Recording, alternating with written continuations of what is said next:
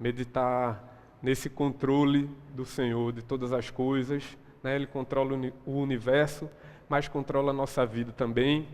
Que bênção também, assim, me alegro da gente, como igreja presbiteriana do Brasil, que a gente é, a gente poder também ter um mês onde a gente está trabalhando alguns dos símbolos de fé da nossa igreja, né? Que nos ajudam, conduzem o pensamento teológico da nossa igreja, né? A gente leu um pedaço aqui da Confissão de Fé. Esse tema a gente está meditando sobre esse símbolo de fé da nossa igreja, né?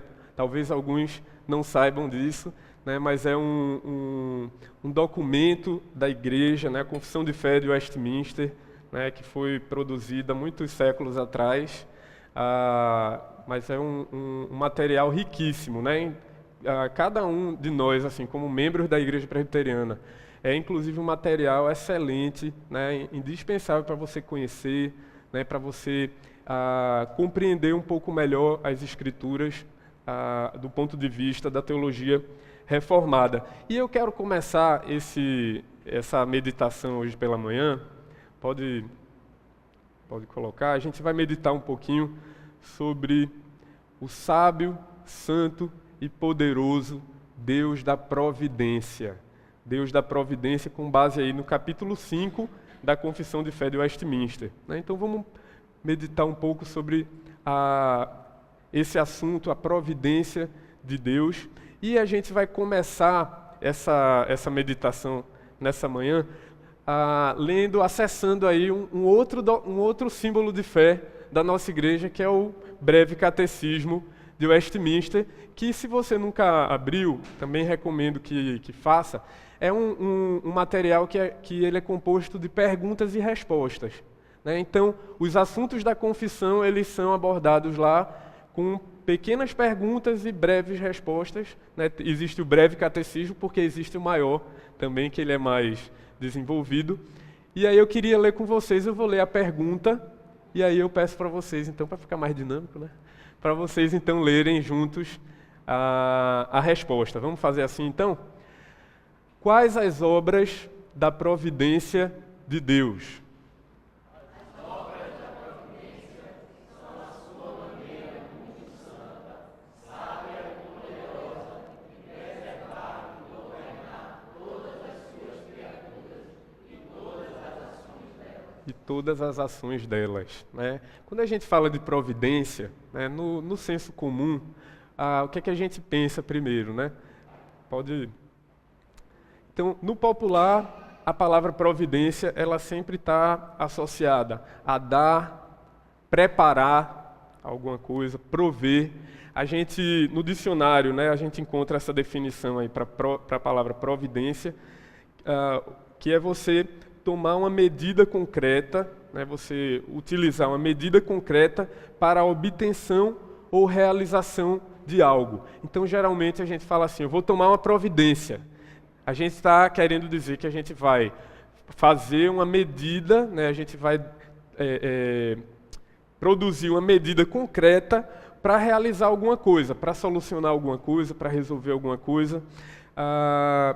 Porém, na teologia, esse assunto da providência ele é muito mais amplo do que isso. Hoje a gente vai meditar no texto de Gênesis, capítulo 45, e antes da gente falar aí desse ponto da teologia, quem quiser já ir abrindo o texto, se você trouxe a Bíblia, a gente vai ler, lembrar de uma história muito conhecida, que é a história do José do Egito.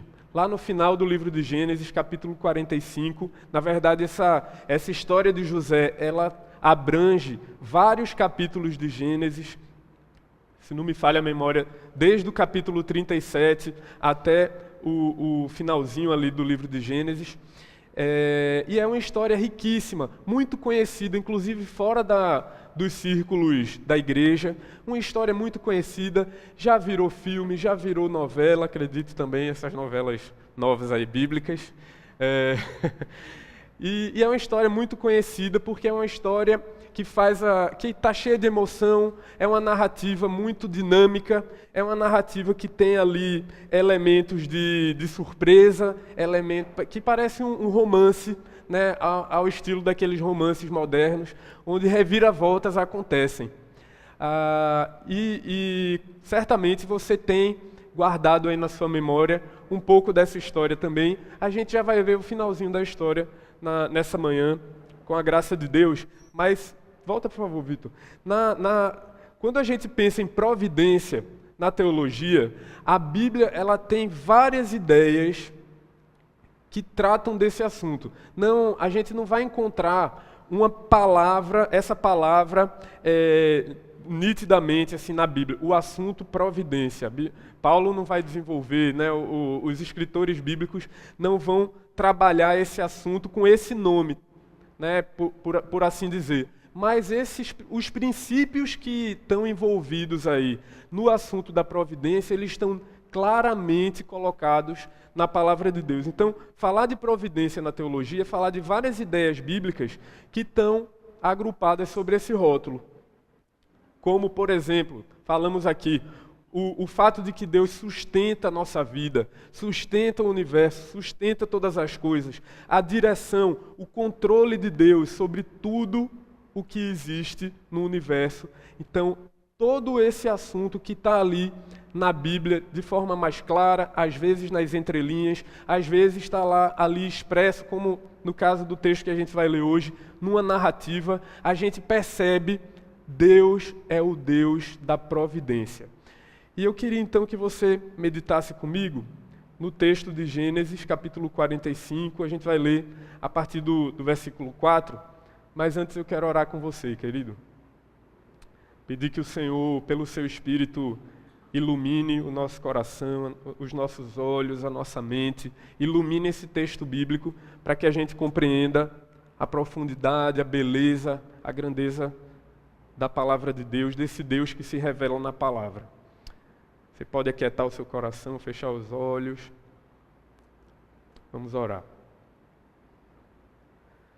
Santo Deus, nós clamamos a Ti, Pai, pelo Teu auxílio, pela Tua misericórdia, que o Senhor nos sustente aqui, Pai, em tudo aquilo que nos falta, que o Senhor nos ajude a mim e a meus irmãos aqui, Pai, a compreender a grandeza, a beleza da Tua palavra, Pai, a conseguir olhar o Senhor e perceber um pouquinho mais, conhecer um pouquinho mais do Senhor, Pai, do Teu Evangelho que ilumina o nosso interior, que transforma a nossa vida, que é tão poderoso, Pai.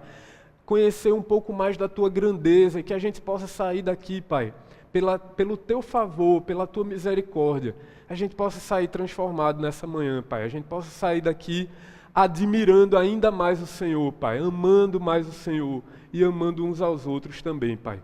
Que o Senhor possa clarear a Tua palavra pelo Teu Espírito aqui, Senhor, nessa manhã. Em nome de Jesus. Amém.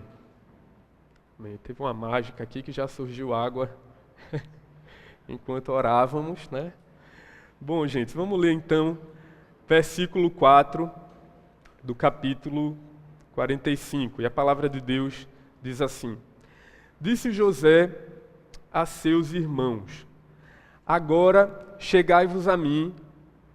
E eles chegaram-se. Então disse: Eu sou José, vosso irmão, a quem vendestes para o Egito. Você lembra dessa história? José foi vendido pelos próprios irmãos e tornou-se escravo no Egito. Agora, pois, não vos entristeçais, versículo 5, nem vos irriteis contra vós mesmos por me haverdes vendido para aqui, porque para a conservação da vida Deus me enviou adiante de vós. Porque já houve 2 anos de fome na terra, e ainda restam 5 anos em que não haverá lavoura nem colheita. Deus me enviou adiante de vós para conservar a vossa sucessão na terra e para vos preservar a vida por um grande livramento. Assim, não fostes vós que me enviastes para cá, e sim, quem, querido? E sim, Deus, que me pôs por pai de Faraó e senhor de toda a sua casa e como governador em toda a terra do Egito. Apressai-vos, subi a meu pai e diz-lhe. Você sabe quem era o pai de José? Jacó. Apressai-vos, subi a meu pai Jacó e diz-lhe, assim manda dizer teu filho José, Deus me pôs por senhor em toda a terra do Egito. Desce a mim, não te demores. Habitarás na terra de Gósen e estarás perto de mim, tu, teus filhos, os filhos de teus filhos, os teus rebanhos, o teu gado e tudo quanto tens. Aí te sustentarei, porque ainda haverá 5 anos de fome, para que não te empobreças, tu e tua casa e tudo o que tens. Eis que vedes por vós mesmos, e meu irmão Benjamim vê também, que sou eu mesmo quem vos fala. Anunciai a meu pai toda a minha glória no Egito e tudo o que tendes visto. Apressai-vos e fazei descer meu pai para aqui. E lançando-se ao pescoço de Benjamim, seu irmão, chorou. E abraçado com ele, chorou também Benjamim. José beijou a todos os seus irmãos e chorou sobre eles. Depois, seus irmãos falaram com ele. Você conhece a história? José, ele cresceu numa família, ele era filho de Jacó, portanto, ele era na linhagem, né? Abraão, Isaque, Jacó, ele já era o filho de Jacó. E tinha muitos irmãos. Esses irmãos, eles por inveja de Jacó, por ciúme, inveja, eles decidem matar o seu irmão, terminam colocando ele num poço e ele depois é vendido e, enfim, é uma história longa, mas muito bonita essa narrativa bíblica. Ele é vendido como escravo e depois de uma série de questões, de uma série de eventos que acontecem, José, ele termina se tornando a pessoa mais importante no Egito, que era uma metrópole da época, era um centro do mundo ali. Ele se torna a pessoa mais importante, abaixo apenas do rei do Egito, que era o faraó. Ele se torna o governador do Egito. E aí, para a gente compreender essa história, ela faz parte de uma narrativa maior, que é a narrativa bíblica. A narrativa que começa lá no início de Gênesis, e aí se a gente volta um pouquinho nessa linhagem aí, pelos antepassados de José, a gente volta ao texto de Gênesis capítulo 12, e tem lá o momento onde Deus promete a Abraão que vai abençoá-lo, e Deus, naquele momento ali, ele faz uma aliança com Abraão. Esse povo que a gente está falando, essa família que se torna uma família grande, ela começa com uma pequena família, com clãs, né? São famílias ali que vão crescendo em número, e esse povo, Deus resolve fazer uma aliança com esse povo. Deus resolve fazer um pacto com esse povo, um acordo entre duas partes, um acordo firmado entre Deus e o seu povo. E Deus, no capítulo 12 do livro de Gênesis, vários capítulos antes dessa história, Deus fala com Abraão e a palavra de Deus diz: Ora, disse o Senhor a Abraão, sai da tua terra, da tua parentela e da casa do teu pai, e vamos ler juntos o restante? Vai para a terra que te mostrarei, de ti e te abençoarei, e te engrandecerei o nome. Sê tu uma bênção. Abençoarei os que te abençoarem, e amaldiçoarei os que te amaldiçoarem. Vamos ler bem forte essa frase final aí. Em ti serão benditas todas as famílias da terra. Perceba, existe uma história que Deus está construindo. Desde o início de Gênesis e por toda a Bíblia, essa mesma história ela vai sendo contada e muitos personagens vão se inserindo nesse caminho. Deus vai levantando homens e mulheres, parte do seu povo e pessoas de fora do seu povo também, nessa mesma construção dessa história redentiva da humanidade e do universo. E Deus, então, ele faz um acordo com Abraão, faz uma aliança com Abraão e ele promete abençoar Abraão, que nesse ponto da história era um homem já idoso, com a esposa idosa e que não tinham filhos ainda, mas Deus promete fazer deles uma grande nação. Esse começo da história já é algo que precisa haver um milagre para acontecer. Para que isso acontecesse, Deus precisava fazer um milagre no homem já idoso, para que ele tivesse filhos e a partir desses filhos uma família enorme crescesse e se tornasse uma grande nação. Mas o propósito de Deus nunca foi abençoar apenas aquele homem, aqueles descendentes, aquela família que iria se formar. Deus tinha em mente abençoar todas as famílias da terra. É o que você leu nesse final do versículo 3. Deus fala com Abraão e ele diz assim: Abraão, em ti serão benditas todas as famílias da terra. Porque a partir daquela família, uma linhagem iria se desdobrar ao longo dos séculos, até que um dia viria o Salvador prometido, o bendito Filho de Deus, aquele que ele desde a eternidade já tinha decretado e programado que iria vir. Esse Salvador que nós conhecemos, Jesus Cristo, ele viria a partir dessa família.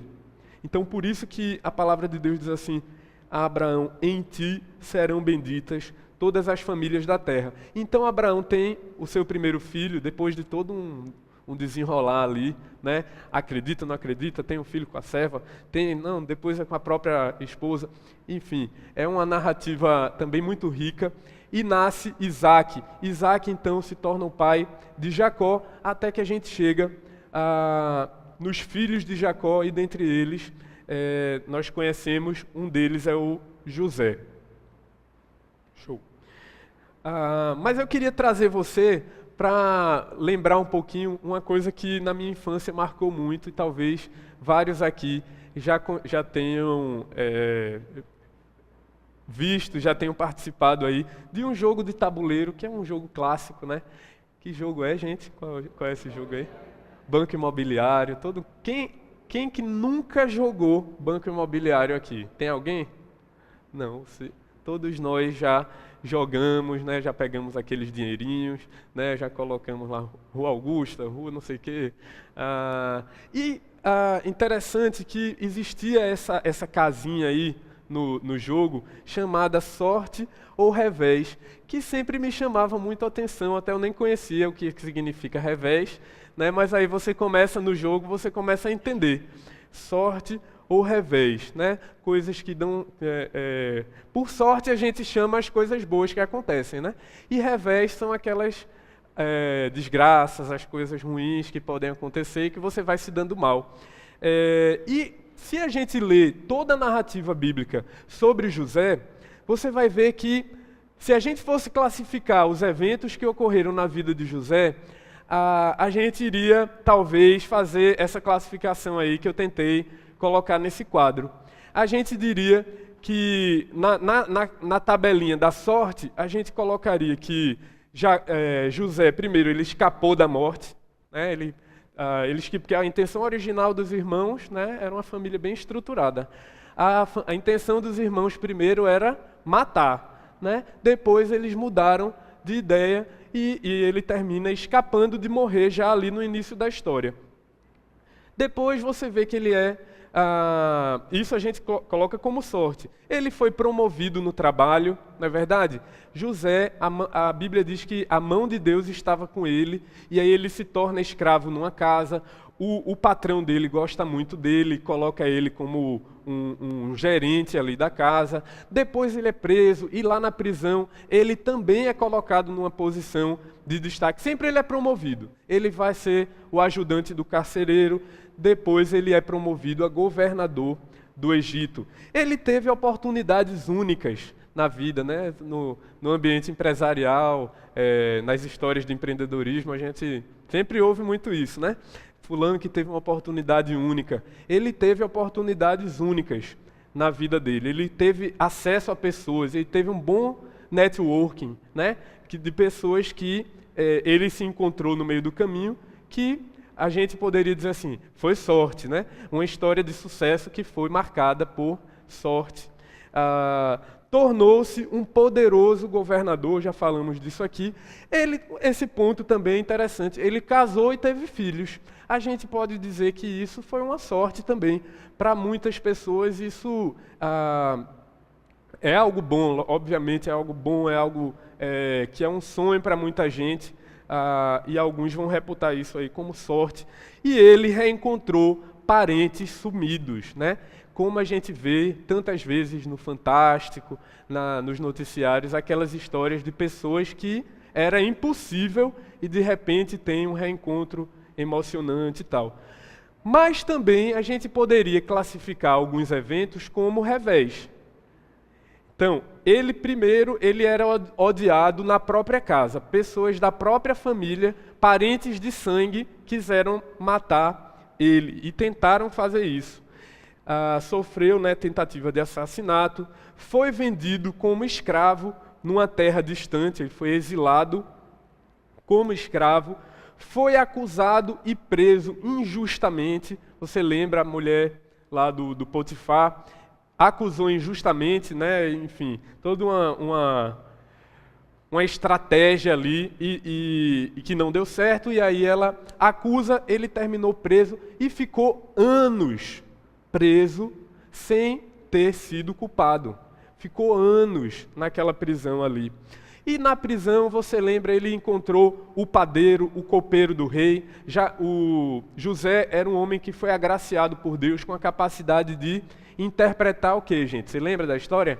Interpretava sonhos, ele foi apelidado de o sonhador, e ele interpretou sonhos de dois personagens, né, duas pessoas que trabalhavam com o faraó, oportunidades únicas, né, conheceu essas pessoas, e essas pessoas simplesmente esqueceram dele. Ele pediu, olha, quando você estiver lá no palácio, lembra de mim, né, fala da minha história lá e tal, e o cara simplesmente esqueceu, e ele passou anos no ostracismo, anos no esquecimento ali na prisão.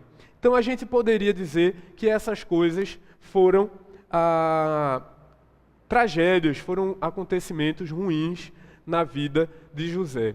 Mas quando a gente lê a palavra de Deus e a gente lê essa história na Bíblia, a gente vê que a Bíblia ela é muito mais profunda, muito mais bela, é muito mais profunda do que o ser humano, do que nós seres humanos a gente consegue compreender, do que as nossas avaliações, e a gente vê que a história de José ela é marcada por coisas boas e coisas teoricamente ruins, mas que Deus usou profundamente.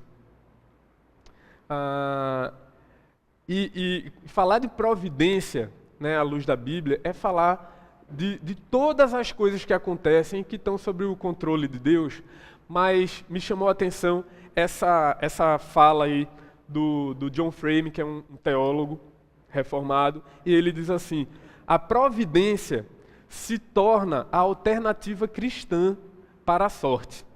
Porque normalmente no nosso meio, quando a gente fala de providência, né, a providência de Deus, do que é que a gente lembra? Né? Normalmente a gente lembra assim, não, Deus, olha meu irmão, foi providência de Deus.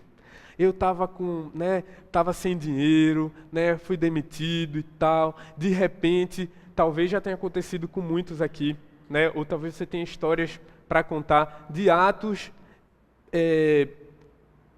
como é que posso dizer, coincidências que aconteceram, né, coisas que Deus realizou. Então é aquela história do cara que estava lá sem dinheiro, a feira começa a faltar, de repente chega lá, alguém bota na sua porta a feira, né, a feira do mês, né, e aí a gente diz, isso foi um ato da providência de Deus. Ou você estava precisando pagar uma dívida que você não conseguia mais, de repente você recebe um cheque, e aí normalmente o cheque é no valor que precisava para pagar aquele negócio. Aí, nesses momentos, a gente lembra e a gente diz assim, foi a providência de Deus, meu irmão. E não está errado, não. De fato, esses são atos da providência de Deus. Deus, na sua soberania, no seu controle, na sua graça, Ele vem nos socorrer. E muitas vezes esse socorro, ele vem de maneiras mirabolantes, que a gente jamais conseguiria e aí, ali Deus mostra o seu poder em ação, de forma que alguns diriam, é coincidência. O cristão não vai dizer que é coincidência, não vai dizer que é sorte. Ele vai dizer, é a providência de Deus. Mas você já percebeu que dificilmente, quando acontece um problema, no dia mau, na hora ruim, com eventos trágicos que aconteceram na nossa vida, a perda de alguém, uma perda de um emprego, né, como Danilo estava falando aqui mais cedo, quando coisas ruins acontecem, normalmente a gente não lembra assim, foi a providência de Deus. Normalmente a gente não lembra. E o John Frame, então, ele diz assim, então, às vezes a palavra providência a gente usa como se fosse um substituto para a sorte, né, ou para uma coincidência que aconteceu. Mas, biblicamente, ela é muito mais profunda do que isso. E aí eu queria meditar brevemente com você sobre isso, pensando primeiro, a gente perceber que o Deus da palavra, o nosso Deus, ele é o sábio autor da história universal. O nosso Deus, ele nunca é pego de surpresa. Ele não é um Deus que cria um plano B para as coisas. Ele é o autor, em toda a sua sabedoria, desde a eternidade, muito antes de eu e você termos sido criados, de termos feito qualquer coisa boa ou ruim na nossa vida. O nosso Deus, ele, em sua sabedoria, em seu conhecimento de todas as coisas, ele escreveu a história do mundo, a história de todo o universo, e ele escreveu a nossa história também. Você consegue perceber isso na sua vida? Você crê nisso também? Deus, ele é o sábio autor da história universal. E se a gente volta um pouquinho para o texto que a gente leu, no versículo 7, a palavra de Deus diz assim, Deus, ao conversar ali com seus irmãos, José, ele diz, Deus me enviou adiante de vós para conservar a vossa sucessão na terra e para vos preservar a vida por meio de um grande livramento. O que é que José, ele nessa declaração, o que é que ele está lembrando aos seus irmãos, ele está esclarecendo aos seus irmãos que ali estavam chocados com aquela revelação, né? De repente eles se encontram com um irmão que talvez eles achassem que nunca mais veriam na vida, e José então ele diz assim, olha, Deus me enviou na frente de vocês, foi Deus que me enviou, foi uma coisa terrível que vocês fizeram, mas olha, não fica aperreado não deixa essa culpa te esmagar. Foi Deus que me enviou na frente de vocês e ele tinha um propósito. E aí, ao pensar nos propósitos de Deus, a gente consegue ver, Deus, ele não apenas sabia do que iria acontecer no futuro, ele não é aquele Deus que deu corda, né, como se estivesse dando corda num relógio, numa máquina, e ele saiu, se ausentou dessa terra e deixou as coisas acontecerem, mas ele já sabe de tudo que vai acontecer. Deus não apenas sabe, mas ele planejou a história de José, assim como ele planeja a minha vida e a sua vida, planejou, e ele determinou que as coisas acontecessem como aconteceram na vida de José. Então ele tinha um plano, ele tinha um propósito. Qual era esse plano? Conservar a vossa sucessão na terra e vos preservar a vida. Então, em sua sabedoria, Deus, desde a eternidade, ele tinha um plano maior, ele queria enviar o Salvador a esse mundo, ele queria redimir a humanidade dos seus pecados, e ele então resolveu escolher uma família, e essa família se tornaria em muitos descendentes, até que chega a família de Jacó. Mas no meio do caminho, Deus planejou também que haveria anos de seca sobre toda a terra, e aquela seca ia ser tão severa que talvez aquelas famílias ali rudimentares, eles não iam aguentar, eles não iam suportar a tamanha miséria que se abateu sobre aquela região. Então, para preservar a vida daquela família com um grande livramento, como o versículo 7 diz, ele resolve então orquestrar todos esses eventos, né? O outro é vendido, tal, se torna, sobe, vai sendo promovido, como a gente falou, até que ele é usado por Deus para preservar a sucessão, a família de Jacó.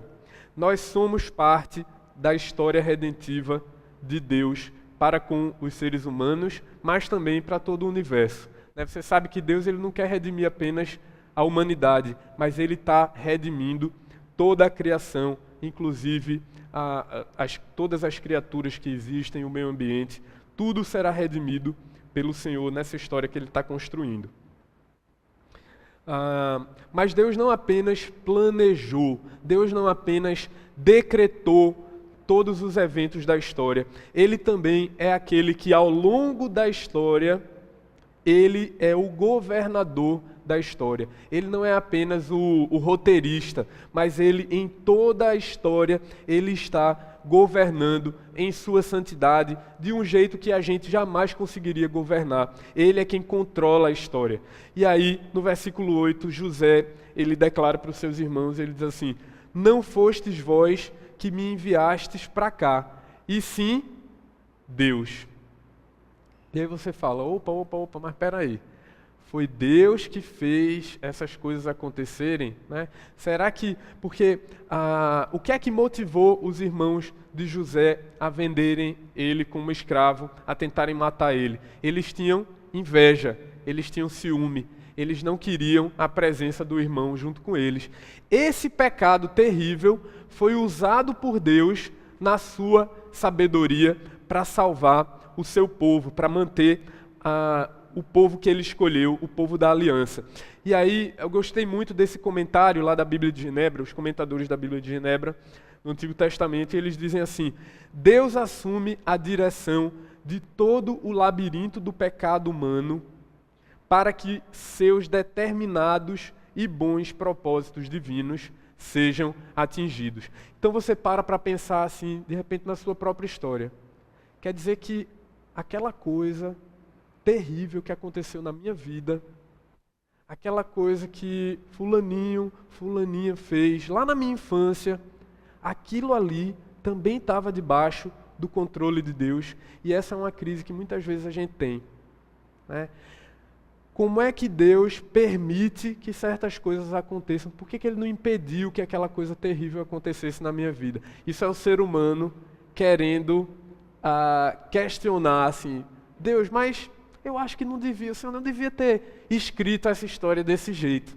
Você já sentiu esse conflito? Diversas vezes isso já foi um motivo de conflito no meu coração ao longo da minha caminhada.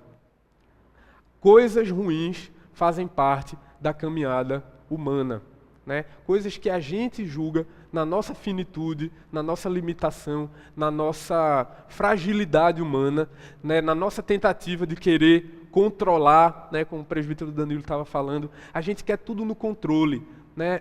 Essa semana eu estava conversando com o cara do Uber. Quem me conhece sabe que eu resisto um pouquinho às inovações tecnológicas, né? E depois a gente vai se acostumando e tal. Mas essa história desse Waze, né? Que todo lugar você tem que ligar o Waze para poder ir, para saber a rota, para saber não sei o quê. Eu estou fazendo um parênteses aqui, tá, gente? Outro dia eu tinha um compromisso, eu tinha que estar de 2 horas da tarde no Shopping Rio Mar, e aí apareceu um protesto no Hospital da Restauração, que parou toda a cidade. Parou. Você não andava, você queria ir para um canto e não conseguia, queria ir para o outro. Vou sair da Agamenon. Aí você está tudo engarrafado. Não, eu vou por tal caminho. Engarrafado. E não tinha o que fazer. E aí, assim que eu ligo para o pessoal dizer, olha, é melhor vocês verem uma pessoa para me substituir, que eu não vou conseguir chegar. E aí, a primeira pergunta que a pessoa me fez foi assim: tu não ligou o Waze antes de sair de casa, não, foi? Parecia que era assim, toda vez que a gente vai sair de casa é obrigatório ligar o aplicativo, né? Aqui nem é defendendo nem criticando o aplicativo, mas é um sintoma, um dado da nossa sociedade. A gente quer muito controlar as coisas. Imprevisto não pode estar no nosso caminho, né? Antigamente as pessoas ficavam tempo esperando, né? Mas a gente vive numa sociedade também que é muito conduzida por produtividade, né? A gente pensa que perder é uma perda de tempo. Então, eu não posso perder tempo, porque tempo é dinheiro. Se tempo é dinheiro, eu não posso perder tempo. Então, as coisas precisam sempre funcionar e muitas vezes, e é uma maravilha. Aí essa semana eu estava usando o Waze lá para poder fugir do trânsito e tal. Ele me deu uma rota para Boa Viagem que eu jamais pensaria. Eu jamais entraria no Derby para ir para Boa Viagem, mas consegui chegar em tempo recorde, né? Então, a tecnologia a gente usa, mas muito disso é uma tentativa da gente controlar o nosso destino, a gente livrar reveses, tira os reveses do meio do caminho, porque a gente se sente mais seguro, né? Inclusive aquela vozinha, né? Como se fosse a voz que te guia, né? É a voz de Deus que vai te dar uma segurança que você não vai se perder, né? Mas perceba que a gente vai se acostumando com essas coisas.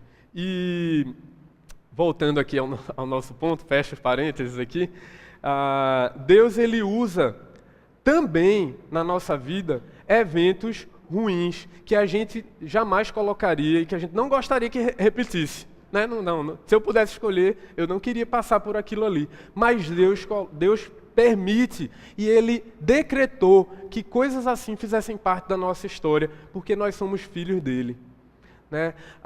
Ausências, carências fazem parte da história humana. O ser humano ele não é independente. Essa é a mensagem do Evangelho. A gente é necessitado. Falta em nós o que somente Deus tem. Por isso que a gente precisa de um Salvador. Por isso que a gente precisa do Senhor Jesus. Então talvez eu esteja falando com você aqui, você esteja pensando, poxa, mas eu luto nessa área da minha vida há tantos anos, né? Eu tento resolver, eu tento mudar, eu tento controlar, por exemplo, aqui me vem à mente aqui, eu tento controlar a minha língua, mas uma coisinha difícil de controlar, Tiago já diz isso, né? É a parte menor do corpo, mas ela pode incendiar uma floresta inteira.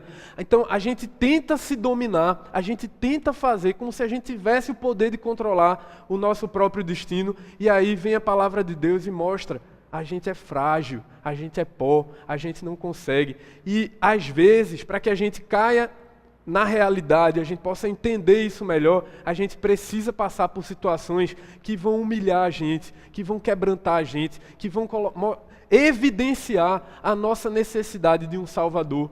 E então o Senhor diz, olha filho, eu estou aqui.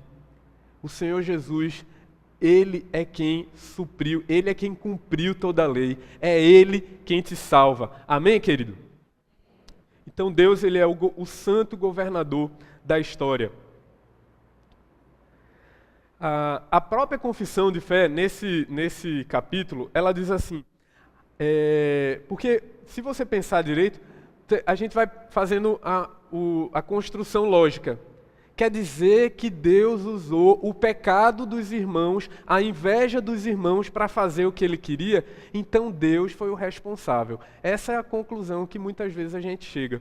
E aí a palavra de Deus diz assim, olha, a confissão de fé, ela nos esclarece esse ponto e ela diz assim, a pecaminosidade dessas transgressões, dessas atrocidades que os seres humanos fazem, ela procede tão somente da criatura, e não de Deus.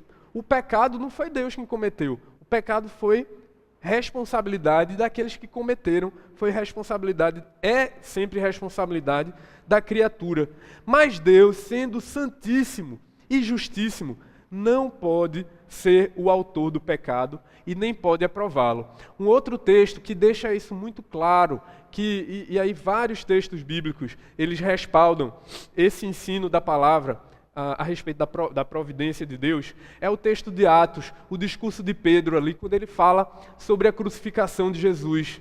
E ele diz assim, varões israelitas, atendei a estas palavras, Jesus, o Nazareno, varão aprovado por Deus diante de vós, com milagres, prodígios e sinais, os quais o próprio Deus realizou por intermédio dele entre vós, como vós mesmos sabeis, sendo este entregue pelo determinado desígnio e presciência de Deus. Veja o que a palavra de Deus está dizendo. Jesus ele foi entregue pelo desígnio de Deus, pelo propósito de Deus, pela determinação de Deus e pela sua presciência. Ele já sabia, mas ele predeterminou que acontecesse daquele jeito ali. O meu filho, ele será crucificado pelos pecados humanos. Mas ele diz assim, pelo determinado desígnio e presciência de Deus, vós, Pedro estava se dirigindo aos judeus, aos líderes religiosos judaicos ali, ele diz, vós o matastes, crucificando por mãos de iníquos. Os judeus resolveram fazer aquele crime, a culpa foi deles, e eles fizeram isso em parceria com os gentios, com os romanos, que executaram de fato a crucificação, mataram, colocaram a lança, puseram coroa de espinhos. Então, quem realizou, quem fez aquelas coisas ali, foram as criaturas, o qual, porém, Deus ressuscitou, rompendo os grilhões da morte, porquanto não era possível fosse ele retido por ela. Então, o ensino da palavra, ele é muito mais profundo até do que a nossa mente consegue imaginar.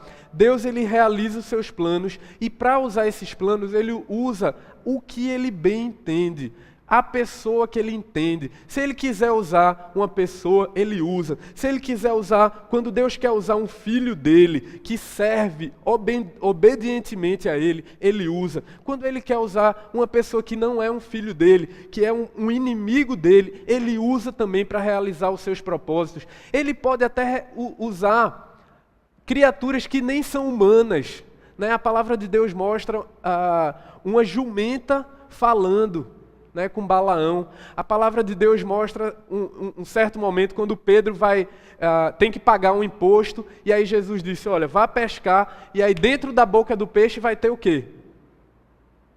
Vocês sabem, conhecem essa história? Vai vir lá uma moeda. Essa moeda Pedro pega e paga o imposto, né?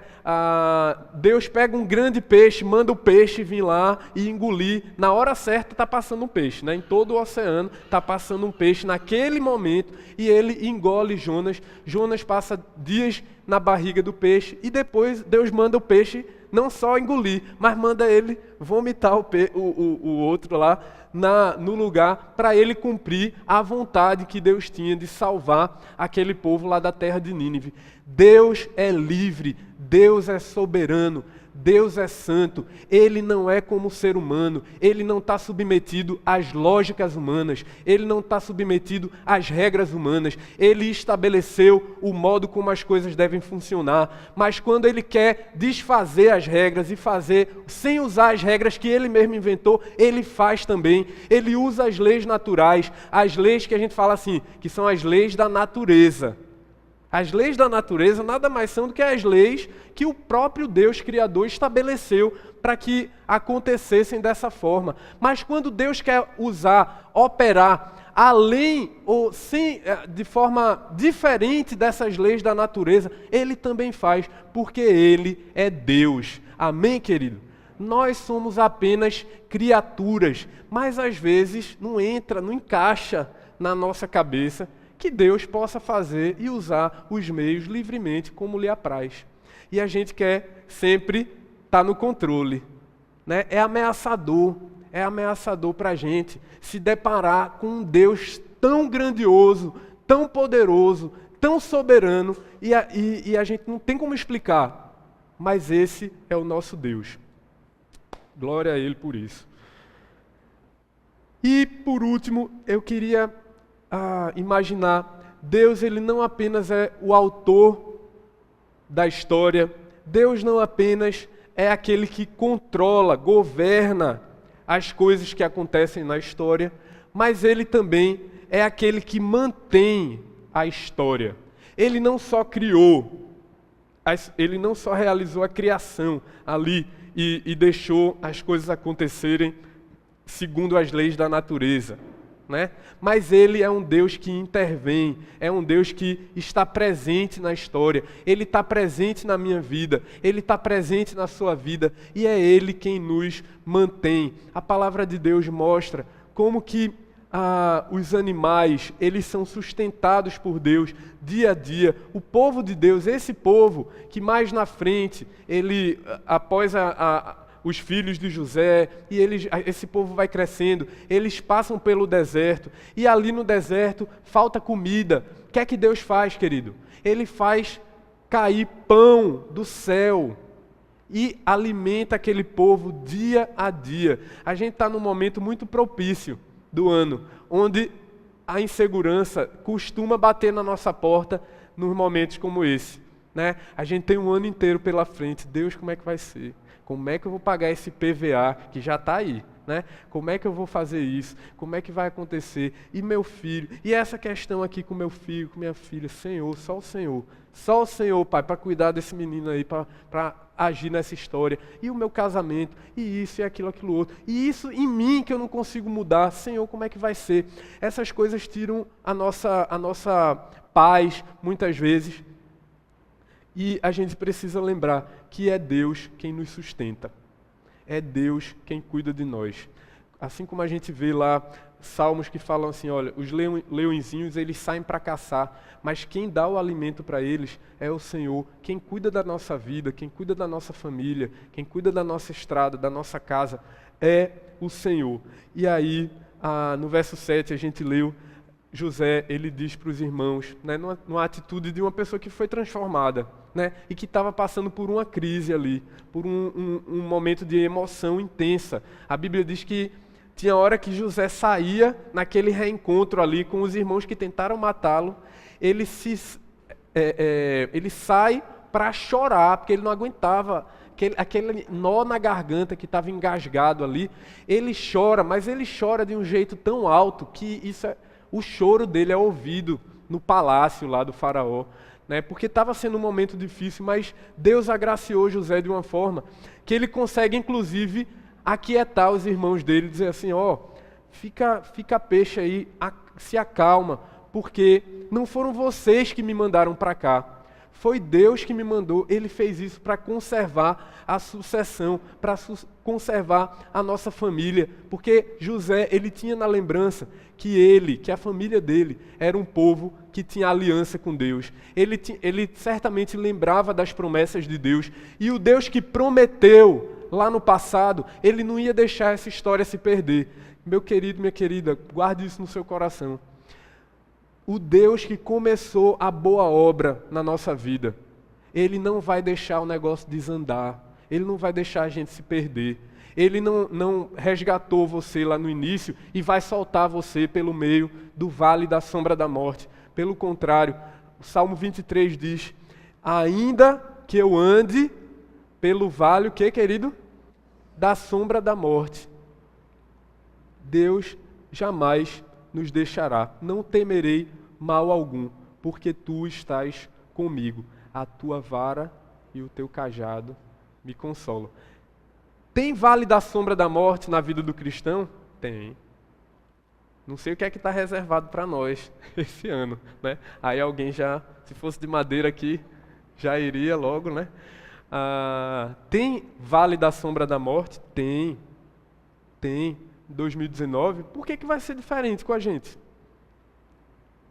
Por que seria diferente? Vamos ter reveses, vamos.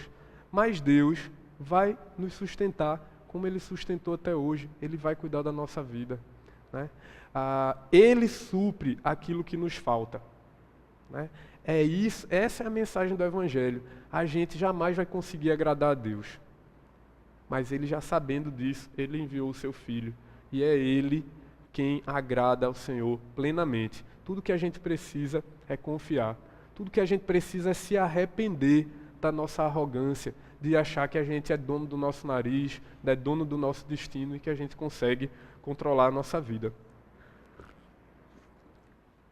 Que o Senhor, então, nessa manhã, Ele faça a gente se admirar, Ele faça a gente lembrar dessa grandeza. Haveria muito mais para falar aqui a respeito da providência de Deus, mas que a gente guarde isso. Deus, Ele é o autor da história, Deus é quem governa a história e Deus é o mantenedor da história, né? Esse é um ponto da nossa teologia, a perseverança dos santos. É lindo a gente estudar sobre a perseverança dos santos. Aqueles que Jesus resgatou e transformou em santos, Ele vai fazer a gente chegar até o final. A salvação não se restringe só àquele momento ali da nossa conversão. É Deus, querido, que vai nos sustentar até a glória. Porque se Ele tirar a mão dele de nos abençoar, não dá nem 2 segundos na frente e a gente já cai. Não é assim com você? É assim comigo, é assim com a gente. Se não for o Senhor nos ajudando a perseverar, o que seria de nós? Né? O primeiro laço do passarinheiro, como dizem em Salmos, a gente já iria estar acabado. Então, o que é que conhecer essa doutrina da providência, conhecer mais do que a doutrina, conhecer o Deus da providência, o que é que isso pode produzir e deve produzir na nossa vida? Primeiro, deve produzir fé e contentamento. Fé e contentamento. Não sei qual é a situação que você está passando hoje, não sei como é que está a situação, como é que é na tua casa hoje, as questões que você está enfrentando, os teus dilemas pessoais mesmo, como cristão. Mas uma coisa eu sei, querido, porque todos nós partilhamos disso. Por mais que aquilo que falta na nossa vida, aquilo que é a carência na nossa vida, o Senhor é aquele que supre. E Ele supre não conforme a gente acha que deve ser. Ele supre na maneira dEle, da forma dEle. E a coisa mais importante que precisava ser feita, Ele já deu. Ele já enviou o Seu Filho. Ele já enviou o nosso Salvador.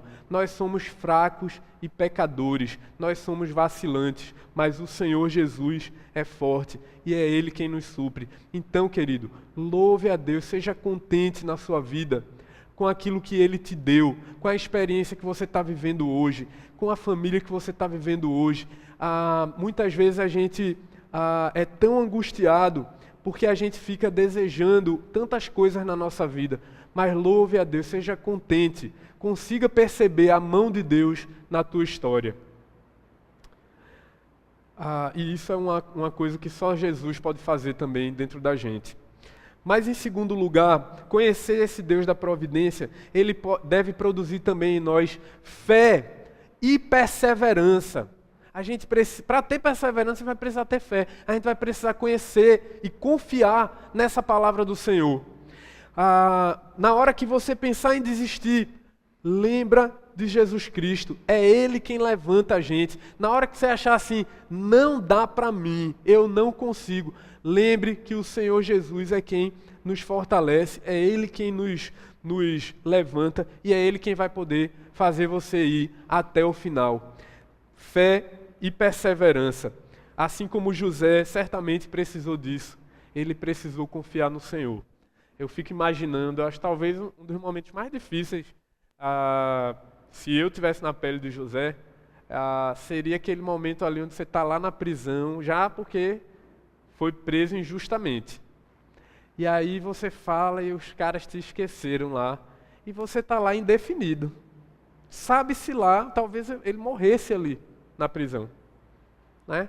Sabe-se lá o que é que ia acontecer, mas José, ele confiou no Senhor e ele perseverou, ele esperou. Então que o Senhor, ele nos dê bom ânimo, ele nos faça perseverar na nossa caminhada, né? Talvez você pense assim, Senhor, eu sei o que o Senhor quer para mim, eu sei que o Senhor quer que eu viva uma vida íntegra, uma vida de um discípulo de Jesus. O Senhor quer que eu faça discípulos nessa terra. Senhor, eu estou tão longe desse ideal, Pai. Eu tenho negligenciado tanto a missão do Senhor na minha vida. E talvez você ache assim que precise desistir disso. Querido, levante-se, caminhe com o Senhor, dê frutos para o Senhor, porque é Ele quem vai fazer os resultados, os frutos aparecerem na tua vida. Não é no nosso esforço, não é na nossa força. Se levante com fé para obedecer ao Senhor, com fé e perseverança. Mas em último lugar, isso deve produzir em nós, e eu espero que nessa manhã a gente vai celebrar a mesa do Senhor, que a gente possa de fato, olhando para esse Deus da providência, que é santo, que é justo, que é sábio, a gente possa confiar nesse Deus, descansar. Hoje é domingo, é um dia do Senhor, é dia da gente lembrar isso para o nosso coração. E lembrando disso, que a gente possa louvar, exaltar, celebrar, dar aquele alívio, aquele suspiro. Não depende de mim, depende do Senhor. O meu pastor cuida de mim. Amém? E confiando nisso, lembrando disso, que a gente possa louvar, exaltar, glorificar, tirar das nossas costas esse peso de tentar controlar a nossa vida. Só há um que pode controlar a tua história e a minha, e Ele faz isso com amor, porque Ele te salvou. Esse é o Deus da providência, que a gente possa louvar, glorificar o nome dEle nessa manhã. Amém, querido? Vamos fechar os olhos e